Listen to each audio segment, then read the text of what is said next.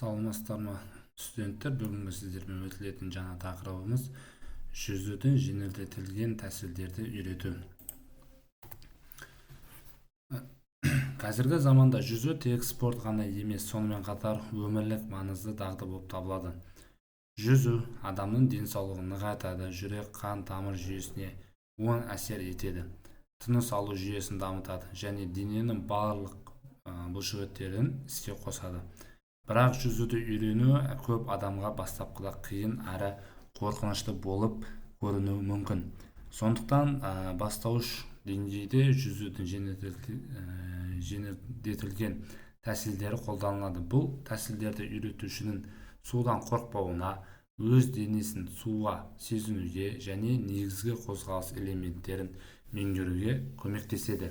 Яғни спортта бірінші болып гимнастика және жүзу спорт түріне беріледі деп айтамыз. Өйткені жүзу адамның тыныс алу жағдайында төзімділікке, шапшаңдыққа үйретеді.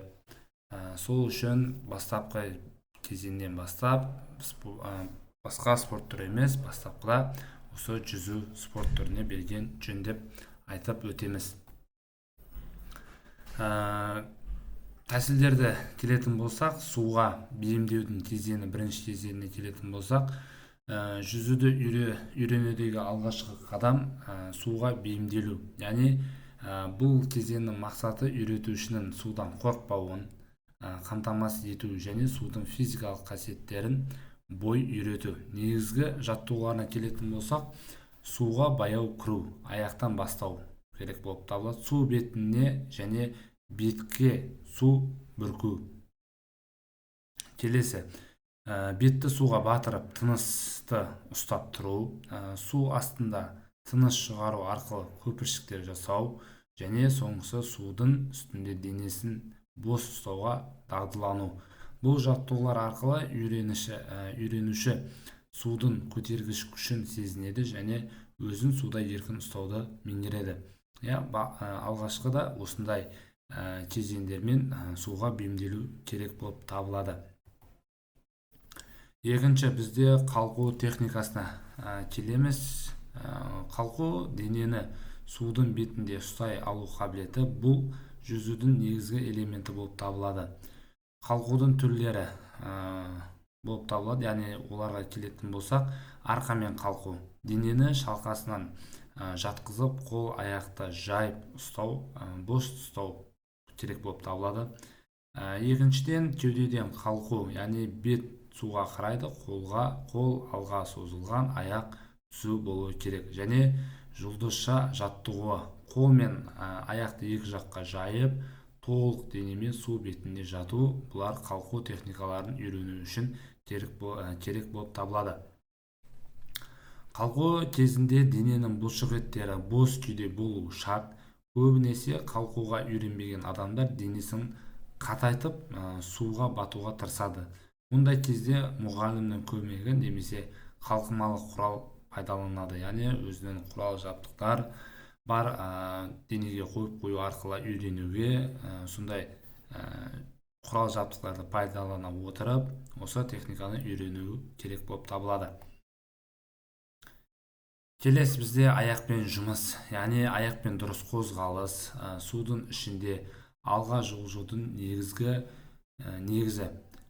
Жүзудің әр стиліне сәйкес аяқ қимылдары әртүрлі болады, бірақ бастауыш деңгейде көбінесе еркін стилде тән қозғалыстар үйретіледі. Негізгі жаттығуларына келетін болсақ, қабырғаға жабысып, тік қалыпта аяқпен тебу. Екінші, қалқымалы таяқша ұстап жүзу, тек аяқпен ғана, және аяқтың қозғалысын тұрақты және бір бағытта ұстау керек болып табылады. Аяқпен жұмыс кезінде тізе мен бақай бүгілу қажет емес, қозғалыс жамбас пен саннан басталуы керек болып табылады. Әрине, жүзу бұл аяқпен көбірек жұмыс жасау керек болып табылады. Аяқпен жұмыс арқылы алға қарай жүріп отырамыз. Үлкен көмегі тиеді аяқпен де жұмыс жасаған. Қолмен жұмысқа келетін болсақ, қолмен итеру арқылы адам денені суға алға қозғалтады. Бұл қозғалыстарды жүйелі үйретуі тиіс болып табылады. Жаттығуларына келетін болсақ, құрлықта жүзу қимылдарын көрсетіп түсіндіру. Суда бір қолмен итеру жаттығулары. Қол мен аяқ қимылын кезектестіріп жасау. Яғни осындай жаттығу арқылы бастапқыда жүзуді үйренуге болады. Қолдың қимылын үйренгенде олардың су астындағы және су үстіндегі қозғалыс дұрыс болу қажет. Қолдар шеңбер сызып суды итеріліп шығуы тиіс болып табылады. Әрине, тек қана қолмен жұмыс жасаған кезде бұл жерде судың үстінде болсын, судың астында болсын, қолдың техникасы дұрыс жұмыс жасауы керек болып табылады. Тек қана астында ғана жұмыс жасап, үстінде қолды дұрыс алып бармаса, ол уақытта жарақаттарға алып келуі мүмкін. Сол үшін судың үстінде болсын, қол ішіне тартқан уақытта болсын, жалпы жақсылап жұмыс атқарылуы керек болып табылады. Келесі бізде үйрету үшін жалпы тыныс алу және қозғалысты үйлестіру керек болып табылады. Әрине, жүзу кезінде тыныс алу ол өте қиын болып табылады. Соған негізгі бейімделу керек болып табылады. Жүзу кезінде дұрыс тыныс алу өте маңызды болып табылады. Тыныс алу қимылдарды қозғалыспен үйлесуі керек. Әдетте жүзу кезінде су астында тыныс шығарылады, ал ауа тек бас судан шыққанда алынады. Үйрету тәсілдеріне келетін болсақ, көпіршік үрлеу жаттығуы, яғни су астында мұрын немесе ауызбен тыныс шығару керек болып табылады. Келесі, яғни қол мен аяқ қозғалыс кезінде бастың айналуы бұрышын дұрыс анықтау. Және соңғысы, қысқа қашықтыққа жүзу кезінде толық үйлестіру жаттығулары арқылы жалпы тыныс алуды үйренуге болады.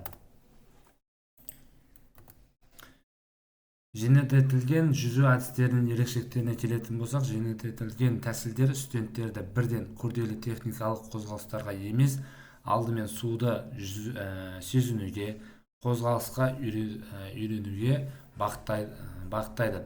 Бұл тәсілдердің артықшылықтары: студенттерде суға деген қорқыныш жойылады, денені суда дұрыс ұстауға үйренеді, және қарапайым қозғалыстар арқылы сенімділік артады, және жүзуді қызығушылық пайда болады.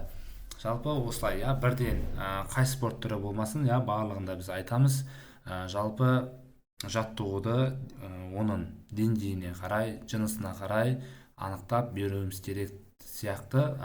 Жүзу спорт түрінде де бірінші келген спортшыларға осы нәрселерді үйретіп отыруымыз керек. Ары қарай оның жас жынысына қарай жаттығуларды қосып отыратын боламыз.